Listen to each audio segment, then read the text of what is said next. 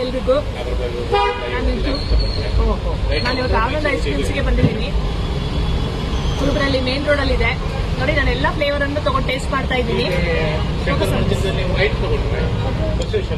ಈಗ ನೋಡ್ಬಿಟ್ಟು ಈಗ ನಾನು ಯಾವ ಫ್ಲೇವರ್ ಚೆನ್ನಾಗಿದೆ ಅಂತ ಹೇಳ್ತೀನಿ.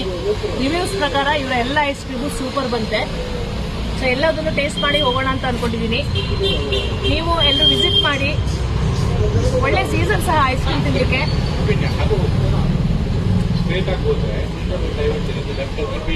ತುಂಬಾ ಚೆನ್ನಾಗಿದೆ. ಬರೋದು ಮರಿಬೇಡಿ, ಟೇಸ್ಟ್ ಮಾಡೋದು ಮರಿಬೇಡಿ. ಬಾಯ್.